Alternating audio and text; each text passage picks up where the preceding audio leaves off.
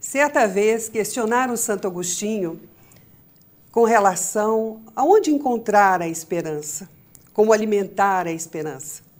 E ele respondeu: a esperança tem duas filhas lindas, a indignação e a coragem. A indignação nos ensina que não devemos aceitar as coisas como estão. E a coragem nos ensina a mudá-las. Amigos da TV Zoom, estamos iniciando mais um programa Atualidade Espírita. Este programa é uma realização do 8º Conselho Espírita de Unificação, que agrega 15 casas espíritas em nossa região. Casas estas que estão sempre de portas abertas para instruir, informar e acolher todos aqueles que desejarem conhecer um pouquinho mais sobre esta doutrina que tanta consolação traz às nossas almas. Antes de anunciarmos o nosso convidado da tarde de hoje, nós queremos apresentar a nossa sugestão de leitura deste mês de fevereiro, que é o Livro dos Espíritos. Ao compor esta obra, Kardec se preocupou em apresentar a essência da doutrina espírita, mostrando o seu tríplice aspecto, ou seja, a ciência, a filosofia e a religião. A doutrina espírita é essencialmente cristã. Este livro está dividido em 4 partes.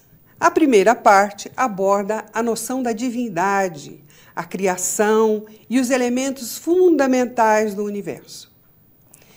O segundo livro nos fala sobre o mundo dos espíritos, a sua relação com o mundo, entre o mundo material e o mundo espiritual. A terceira parte trata das leis morais, chamadas leis divinas ou naturais, às quais estamos todos submetidos. Temos a lei de adoração, a lei de reprodução, a lei do trabalho, a lei de igualdade. E a quarta parte nos fala sobre as esperanças e consolações, ou seja, ponderações sobre a vida futura. É o estado do espírito após o seu desencarne, as alegrias e os obstáculos que ele pode encontrar no plano espiritual. Viana de Carvalho, no livro Luzes do Alvorecer, psicografia de Divaldo Pereira Franco, ressalta que este livro sustenta a realidade da vida após a vida e a justiça de Deus que paira soberana sobre todas as vicissitudes da humanidade. Então, quem ainda não conhece, vale a pena conferir o conteúdo deste livro.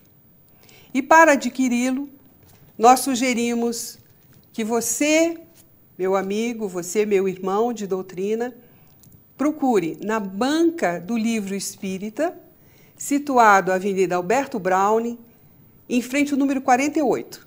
E lá você vai encontrar um exemplar do Livro dos Espíritos. Mais uma vez, vale a pena. O nosso convidado de hoje é Luiz Cláudio Alfradique, que muito gentilmente aceitou o nosso convite para vir a esse programa. Luiz Cláudio, muito obrigada mais uma vez por você estar aqui conosco e nós esperamos que possamos ter uma tarde bastante agradável. Eu é que agradeço o convite, a oportunidade de darmos a nossa singela contribuição na divulgação dessa doutrina de amor.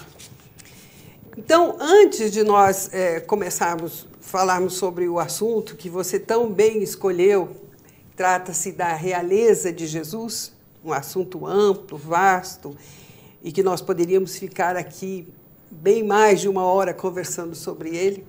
Nós gostaríamos que você, em rápidas pinceladas, nos dissesse alguma coisa sobre a casa a qual você representa. O GEPAR, Grupo Espírita Paz, Amor, Renovação, é uma casa que já estamos caminhando para a 3ª década e é situada ali na região oceânica de Niterói, mais especificamente no Cafubá. É uma zona de baixa renda, uma zona carente, onde, graças a Deus, estamos conseguindo fazer ali, contribuir de alguma forma, seja com a nossa creche, seja agora com o CVV, enfim, dentro do que é possível, é tudo sempre muito difícil, a gente sabe, fazer a nossa contribuição, evangelizando as crianças, enfim, dar um pouquinho de nós. Que bom, que bom.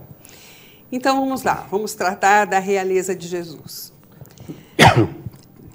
Em que momento Jesus foi questionado sobre o seu reino, o seu reinado?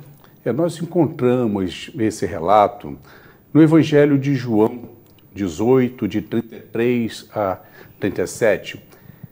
Jesus estava já preso. E o então governador romano da Judéia, Pôncio Pilatos, manda que o traga à sua presença. E ali Pilatos pergunta a Jesus: "Tu és o rei dos judeus?" E Jesus responde: "Meu reino não é deste mundo. Se assim o fosse, o meu povo houvera combatido para que aqui eu não estivesse." Mas Pilatos não aceita e insiste na pergunta: "Mas tu és rei?" E Jesus responde: "Tu o dizes, sou rei. Não nasci, não vim a este mundo, senão para trazer o meu testemunho da verdade. E todo aquele que busca a verdade, ouve a minha voz." Hoje não temos a mínima dúvida de que naquele momento Jesus já tinha total conhecimento do que estava por vir. O seu martírio, o sofrimento, a execução no madeiro infame, diga-se de passagem, crucificação era a forma mais desonrosa que havia de execução destinada aos piores bandidos. Mas ele se doou ao martírio consciente da sua missão. Se doou por nós. Por diante de centenas de pessoas, o Messias sucumbiu. No entanto, ao 3º dia retornou, e por 40 dias seguidos foram dezenas e dezenas de novas aparições, confirmando tudo aquilo que ele havia dito. Ou seja, verdadeiramente dizendo que tudo que ele havia dito era a mais pura verdade. Muito bem. Mas teria sido Jesus um rei em sua passagem terrena? Depende de qual conceito de rei que a gente vai interpretar. Vamos às folhas, aos dicionários, e encontramos 2 conceitos. O primeiro conceito diz que rei é um monarca, um soberano, que governa, comanda com seus exércitos uma faixa territorial, impondo ali a sua lei. Este tipo de rei, certamente Jesus não foi. Mas era este tipo de rei que Pilatos perguntava a ele se ele era. E era também este tipo de rei que o povo judeu esperava que ele tivesse sido, aquele que iria libertar o povo. Não, esse verdadeiramente não. O outro conceito de rei que nós encontramos são considerados reis as pessoas que, por suas características, por suas qualidades, se sobrepõem a todas as demais. Exemplo: Pelé, rei do futebol. Elvis Presley, rei do rock. Por este conceito, Jesus foi, e sempre será o maior de todos os reis que passaram pela terra. Pois a sua passagem terrena, de apenas 33 anos, foi tão absoluta, foi tão importante, que dividiu a história em dois. Ele não coube na história do planeta, dividindo a história em dois, antes de Cristo e depois de Cristo. E continua atual. Sempre atual. Sempre atual. Sempre atual. Nós sempre temos algo para aprender sobre a vida de Jesus, sobre os seus ensinamentos. Então eu te pergunto, por essa definição de rei, qual teria sido a característica da realeza de Jesus? Ah, sim. A realeza de Pelé, desde pequeno, era a da bola. A de Jesus, a do mérito moral, da autoridade moral, do amor, da caridade, do perdão, do exemplo. Uma realeza totalmente diferente de todas as outras. Em toda a nossa história, tivemos milhares de reis. A grande maioria, sequer sabemos os nomes. Alguns marcaram com os seus nomes na história, seja com os bons atos ou com as atrocidades que cometeram. Mas nenhum deles prolongou o seu reinado por um único segundo após a sua morte. Com Jesus, não. A sua realeza foi tão absoluta que, após a sua morte, o seu reinado não só continuou, o número de seguidores ao longo das décadas e dos séculos, ele foi aumentando em número, à medida que a população foi aumentando, mas também em qualidade. Pois ao longo dos séculos fomos ganhando mais intelectualidade e começamos a cada vez mais conseguir entender a profundidade dos seus ensinamentos. E quanto mais nós estudamos, quanto mais nós entendemos os ensinamentos de Jesus, mais nos apaixonamos por ele e com mais força o seguimos. Na literatura kardeciana, nós encontramos esta confirmação? Encontramos no próprio Livro dos Espíritos, que você muito bem recomendou, é o início de tudo para a gente, na questão de número 625. Allan Kardec pergunta aos venerandos qual o tipo mais perfeito Deus dispôs aos homens para que lhe servisse de guia e modelo. E os espíritos respondem numa única palavra: Jesus. É a menor resposta de todas as 1019 perguntas do Livro dos Espíritos, mas ao mesmo tempo a mais absoluta e inquestionável. E você pode nos indicar alguma outra citação quanto à autoridade de Jesus? Sim, são diversas. Uma que sempre me vem à mente, ela está na obra A Caminho da Luz, de autoria espiritual de Emmanuel, guia espiritual de Chico Xavier, psicografia através das mãos maravilhosas de Chico, onde ele cita que Jesus é o governador supremo do nosso planeta. Mas, no entanto, ele não é o governador supremo do nosso planeta há 2000 anos, e sim há 4 bilhões e meio de anos. Pois Jesus, um espírito puro, já naquela ocasião, há 4 bilhões e meio de anos, e recebeu, sim, a missão de participar da própria criação do planeta Terra.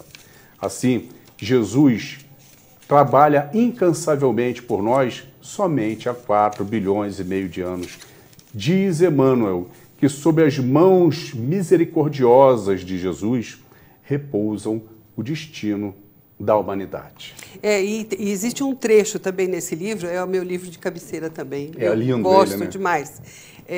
Em que Emmanuel diz o seguinte, que Jesus precisou adensar o seu perispírito, sem dúvida, não é? Para poder reencarnar. Imagina, um espírito puro realmente precisou adensar para poder chegar aqui.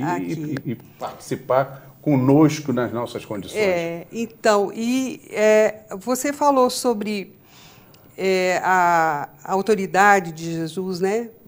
E qual seria a qualidade de Jesus como espírito puro?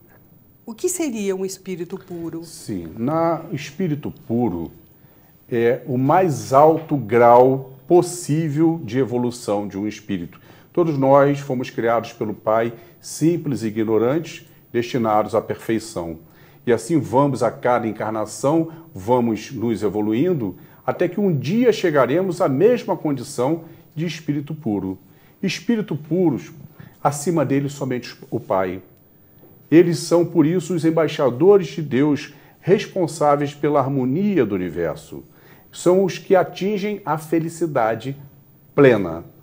Mas esta felicidade plena não é aquela felicidade contemplativa, ociosa, como a gente via nos desenhos animados, deitado sob as nuvens macias ao som das harpas dos anjinhos. Não, muito pelo contrário.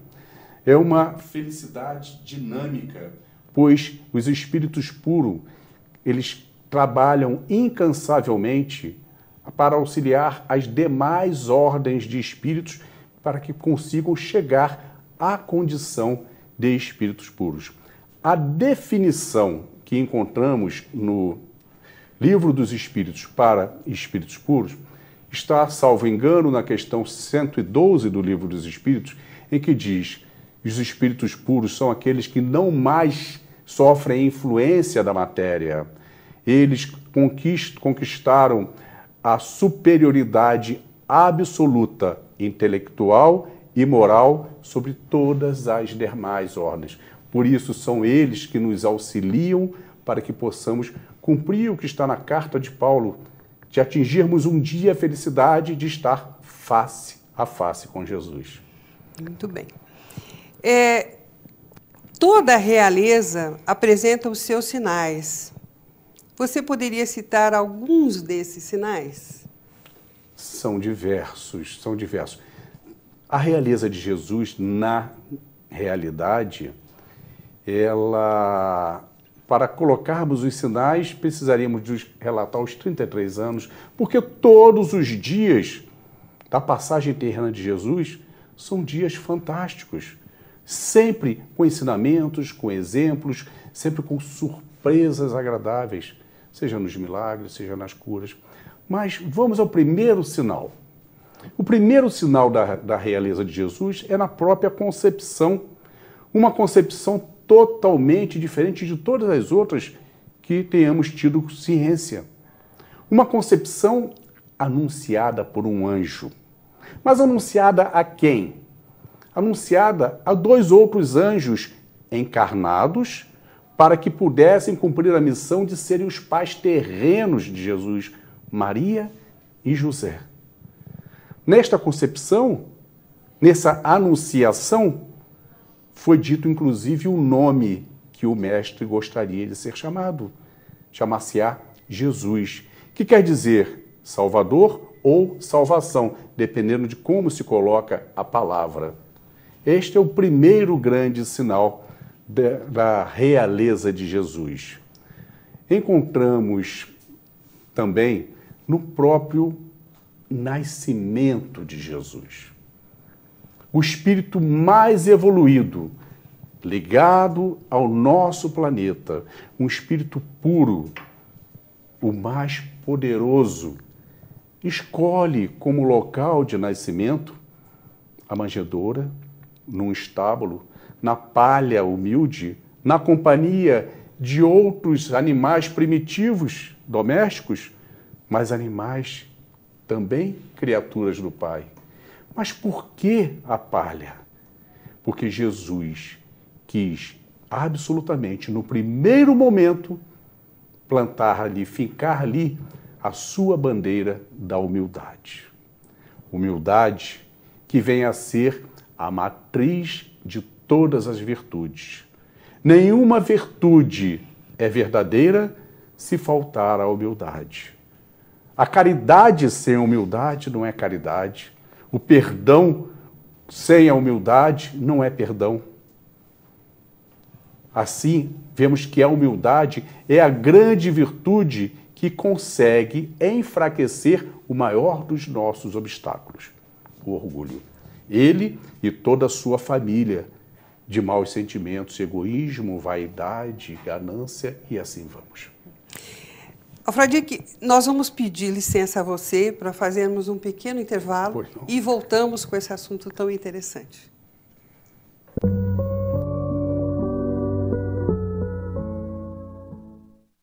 Nogueira Plantas, a sua melhor escolha na ambientação de jardins e interiores. O que você procura para dar aquele toque especial nos mais diversos ambientes ou simplesmente presentear quem ama. Ligue ou venha nos visitar. Nogueira Plantas, Rua Dom João VI, 475 no Cônego, 2528-3030. Para baixar o aplicativo da TV Zoom, entre na Google Play se o seu dispositivo for Android ou na App Store se você estiver usando o iOS. No campo de busca, digite TV Zoom e ache o nosso ícone. Clique no botão para baixar e aguarde a instalação. Pronto! O seu aplicativo TV Zoom já está pronto para você usar.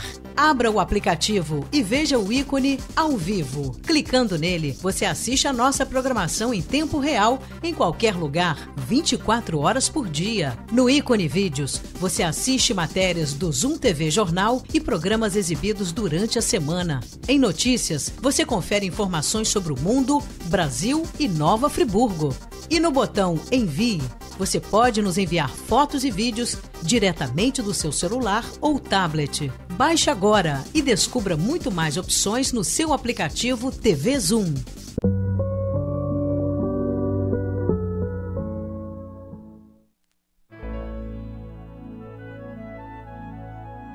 Fé inabalável é somente aquela que pode encarar a razão face a face em todas as épocas da humanidade.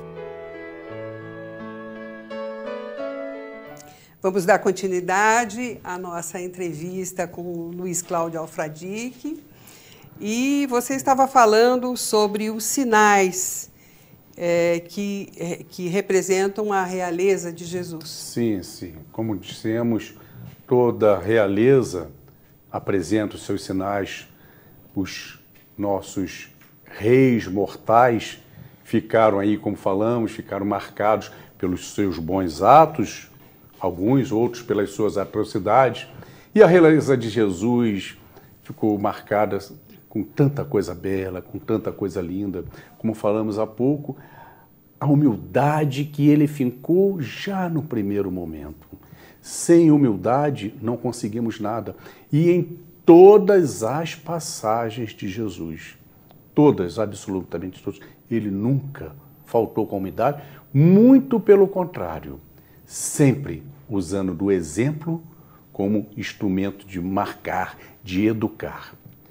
Um outro sinal, ainda na sua fase inicial, nos é apresentado numa obra lindíssima de Humberto de Campos, pelas mãos de Chico Xavier, chamada Pontos e Contos. Só para a gente recordar, Humberto de Campos, que no início do século passado foi um escritor muito conceituado e tinha por característica conseguir contar, relatar com riquezas de detalhes os fatos. Quando retorna à pátria espiritual, é convidado justamente para usar esse talento na narrativa de momentos especiais da passagem de Jesus com as suas obras. Iniciou com o Boa Nova, esse Pontos e Contos também é fantástico. E Humberto de Campos nos relata que naquela ocasião e naquela região havia uma tradição, para não dizer um rito, em que os pais levavam um filho ainda novo, pequeno, ao templo, para que ali ele fosse, por um sacerdote, apresentado a Deus, e depois, em nome de Deus, o sacerdote o abençoaria. Maria e José cumpriram a tradição e levaram Jesus ao templo. Ao chegar no templo, estavam lá os sacerdotes reunidos de pé, conversando. Dentre eles, Simeão. Simeão era um dos sacerdotes mais idosos, um homem de um coração boníssimo e de uma mediunidade extremamente sensível. Estava Simeão de costas para a entrada do templo e ele sentiu que algo diferente havia acontecido. Virou-se e viu Maria e José trazendo o menino Jesus.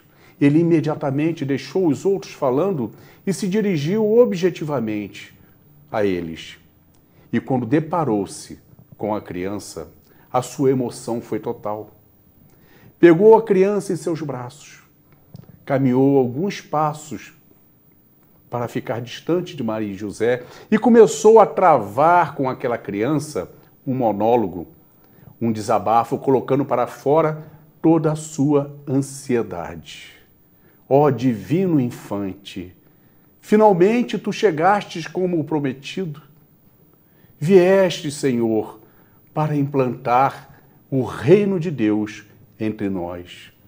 Mas não compreendo, Senhor, como poderás implantar o reino de Deus se escolhestes a palha humilde para o seu nascimento? Vejam a sensibilidade mediúnica de Simeão. Ele não sabia se tinha Jesus nascido na palha humilde, mas isso lhe veio. Como poderá, da palha humilde, onde não terá ninguém que por ti lute, cumprir a vossa missão? Por que não escolhestes nascer na casa de Augustos, junto ao poder, para que ali, próximo ao poder, pudesse, sim, usar do poder em benefício do nosso povo? Por que não como Moisés, que se aproximou imediatamente da casa do faraó? Ó Senhor, por que não na casa dos magistrados, onde poderia aprender a escrever livros, criar leis mais brandas e justas, amenizando o sofrimento de nosso povo? Como, Senhor, poderá desenvolver a oratória que supere os maiores oradores de Roma e de Atenas? A criança se aconchega e bate no peitinho, no peito, com a mãozinha no peito de Simeão. Simeão colocou o seu desabafo para fora, mas hora nenhuma perdeu a fé e a alegria de estar ali, segurando o Messias. Retorna a Maria, entrega-lhe a criança, na certeza de que não havia nada a ser apresentado, pois ele era a apresentação. Não havia o que ser abençoado, pois ele nos abençoaria. Só um detalhe, esse rito, ainda hoje as nossas co-irmãs, algumas religiões evangélicas, algumas igrejas evangélicas, ainda hoje fazem isso da apresentação da criança através dos pastores. Continua o relato de Humberto de Campos. Algum tempo depois, Simeão desencarnou.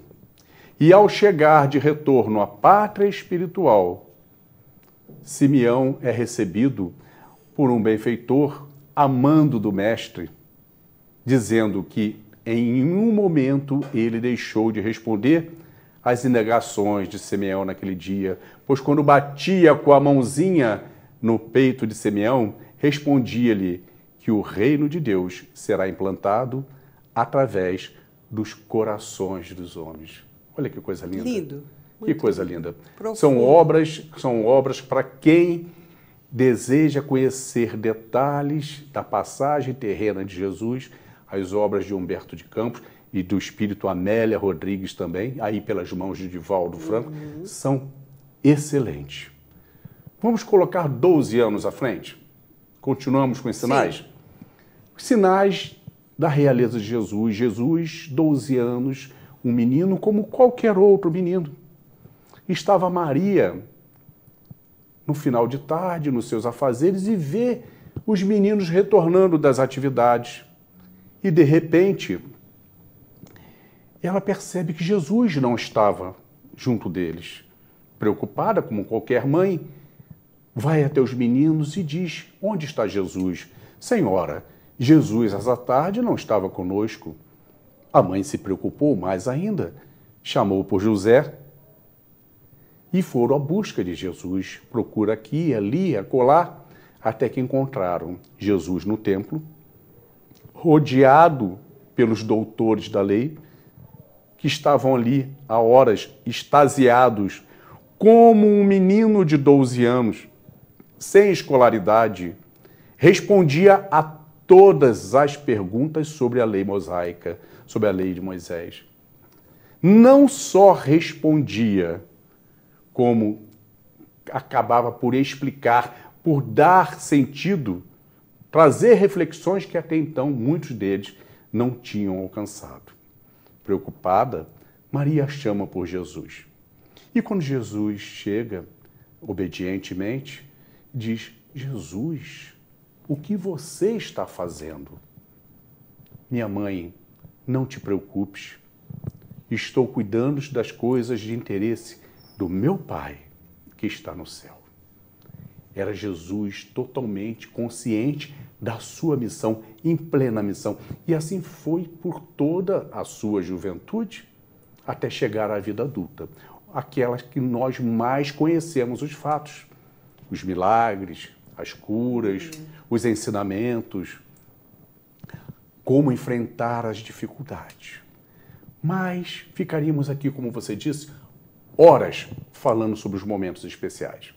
Mas um determinado momento muito me chama a atenção, sempre me chamou, desde que eu li uma outra obra que é Leitura Obrigatória, há 2000 anos. 2000 anos. Lindíssimo. Muito. Onde o benfeitor Emmanuel, novamente pelas mãos de Chico Xavier, ele vem a relatar nesta obra a sua própria encarnação há 2000 anos, quando Jesus estava encarnado. Ele, Emmanuel, na figura de um poderoso e orgulhoso senador romano, Públio Lentulus. Mas ele relata não somente a sua encarnação, como também a de Chico Xavier, Sim. na figura de Flávia, a filha do senador. E então, nos seus relatos, eles residiam na sede do Império Romano, ele que gozava de muito poder, até que em determinado ponto, Flávia contrai a lepra, naquela época totalmente incurável, e o imperador Tibérios não só prestigiava muito o poder, a influência de Públio, como tinha uma estima pessoal por ele. Chama Públio e diz: Públio, conheces a estima que tenho por ti e pela tua família. Sei do sofrimento da pequena Flávia. Por isso, estou designando-lhe a alto cargo na Judéia, para que você possa se transferir honrosamente para lá. Pois o clima da Judéia será muito mais favorável à doença de Flávia, onde irá amenizar os seus sofrimentos. Ele, como um pai amoroso, agradece ao imperador e se transfere para a Judéia. Ele, Flávia, a sua esposa Lívia e o pequeno Marcos. Lá, devidamente bem instalados e com todo o poder que o cargo lhe trazia, muito rapidamente, Lívia, que era uma mulher de muito bom coração e uma mulher extremamente humilde, Lívia conquistou não só a obediência, mas a fidelidade e a admiração do serviçal. Dentre os seus serviçais, alguns eram aqueles que nas suas horas vagas iam buscar os ensinamentos de Jesus. E traziam para Lívia e ela ia se encantando com aqueles ensinamentos, até que comentaram sobre as curas de Jesus. Curaram um cego, curaram um moribundo, curaram um aleijado. E como mãe sofredora, diante da doença da filha, não pensou duas vezes, ele poderá curar Flávia. E foi pedir a Públio que mandasse buscar o Nazareno para que pudesse curar a nossa filha. Públio não acreditava em nada disso. E do alto do seu orgulho disse, de forma alguma, nunca permitirei que um nazareno pise em nossa morada. Assunto morto. No entanto, algumas semanas passaram e Flávia agravou. Não mais saía da cama. O sofrimento era muito grande. E Lívia, nova e vestida, fez junto ao marido, em nome do amor que tinha por ela. E era muito. Públio era apaixonado por Lívia. E em nome do amor que tinha pela filha, que ele também amava muito. E ele acabou concordando com algumas condições, sem descer do seu orgulho, que ele não mandaria ninguém buscar, pois não queria que ninguém soubesse que o Nazareno viria à tua casa. Que ele mesmo procuraria saber onde achá-lo e o traria. E faria ao fim da tarde, no início da noite, pois não gostaria de ser visto em sua companhia. E assim ele fez. Assuntou, procurou saber onde Jesus geralmente se encontrava ao final do dia, e era às margens do lago em meditação. E Públio foi sozinho para trazê-lo, mas preocupado, como irei identificar? Não havia foto. Como poderei falar com ele se ele não falar a minha língua? E não falava. Jesus falava o aramaico. Por mais de 1 hora perambulou, sem sucesso. Cansado, sentou-se a uma pedra e, de repente, no meio da penumbra, ver vindo em sua direção um homem de andar sereno, vestes alvas, cabelos longos aos ombros, castanhos dourados, em conformidade com a barba. O cabelo rigorosamente repartido ao meio, o que era a característica dos nazarenos.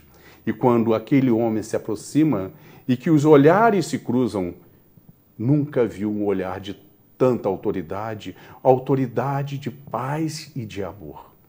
Diante daquele olhar, Públio se põe de joelhos obrigatoriamente, a voz lhe engasga e ele chora copiosamente, como nunca houvera chorado em toda a sua vida.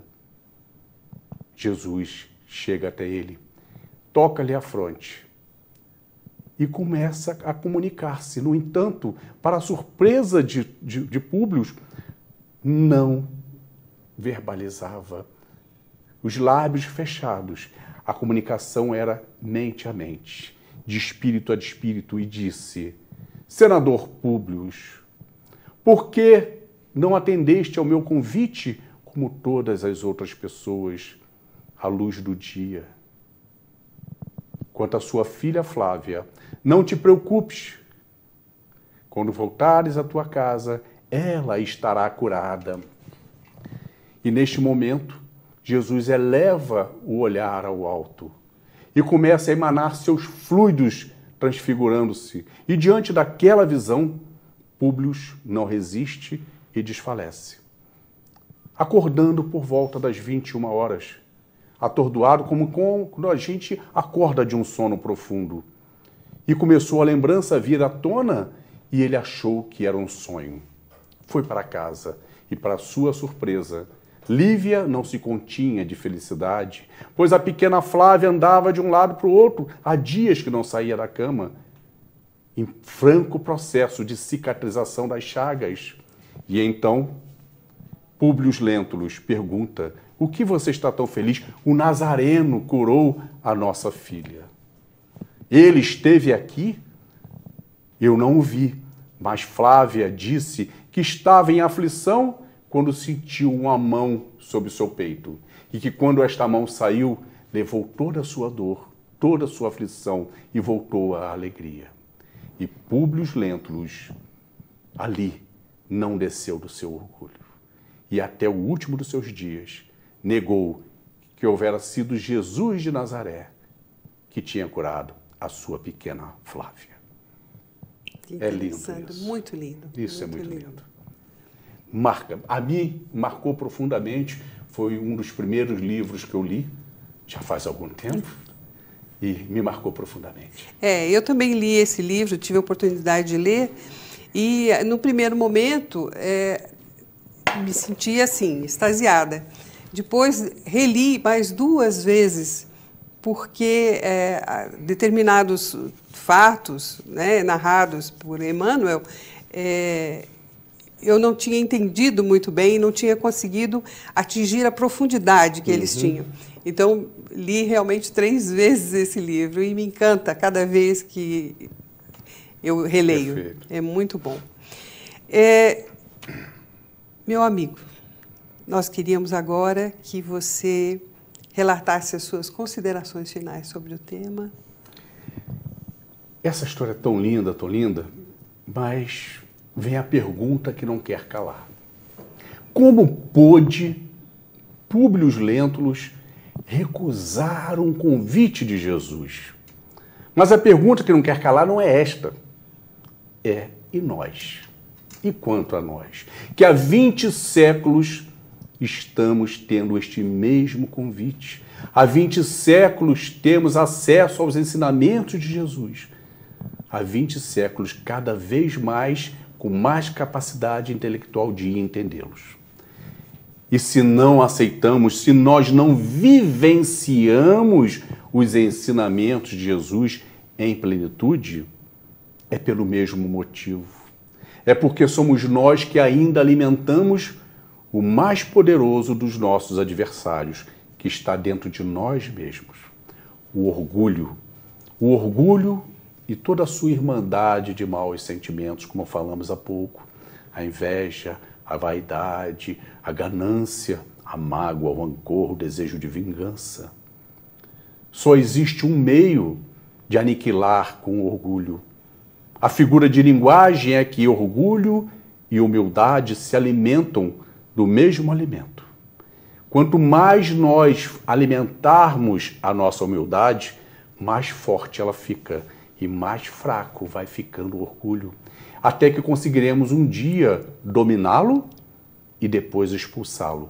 E quanto mais a humildade nos fortalece, mais naturalmente nós vamos vivenciando os ensinos de Jesus, saindo daqueles nossos caminhos tão tortuosos, ficando cada vez menos tortuosos, buscando a retidão, que nos levará à nossa sublimação. Como falamos há pouco, não há perdão verdadeiro sem humildade. Não há sequer o amor, pois o amor nos une naturalmente. E por quantas e quantas vezes vemos lares onde o amor estaria predominando, mas como fala ainda mais alto o orgulho, a disputa, o egoísmo. Me lembro agora de uma outra obra, Parnásio de Além-Túmulo. Parnásio, que quer dizer reunião de poetas. Esta obra onde alguns poetas famosos, após desencarnarem, continuaram produzindo diversas obras pelas mãos de Chico. Foi o primeiro livro editado de Chico. E lá encontramos uma pequena poesia da poetisa Alta de Souza, chamada O Senhor Vem, que eu peço licença para encerrar com ela, pois não. Porque nos fala tão alto sobre Jesus e diz assim: e eis que ele chega sempre de mansinho, faça sol, chuva ou tempestade, veste o manto do amor e da verdade e percorre o silêncio do caminho. Vem, Senhor, ao nosso amargoso torvelinho, traz às sombras da vida a claridade, e teus próprios sofrimentos pela impiedade foram as bênçãos de luz de seu carinho.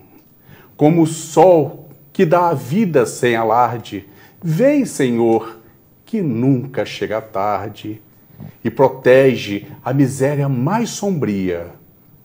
Ele chega e o amor se perpetua, e é por isso que o homem continua ressurgindo das trevas a cada dia. Ressurgir das trevas a cada dia. Essa É a nossa missão, é o nosso objetivo, que possamos a cada dia, com todo esse ferramental que essa doutrina de luz nos dá, conseguir vencer a cada dia, um passinho além do outro, o orgulho que é o nosso maior obstáculo. Luiz Carlos Alfradique, Cláudio Alfradique. Você não imagina a alegria que proporcionou a todos nós. Alegria nossa, nossa. Muito bom tema. E que nós tenhamos uma semana para refletir sobre ele e sobre as nossas ações com relação a Jesus, que está sempre tão presente na nossa vida. Sempre, sempre. Amigos da TV Zoom, até a próxima semana e que Deus esteja sempre conosco.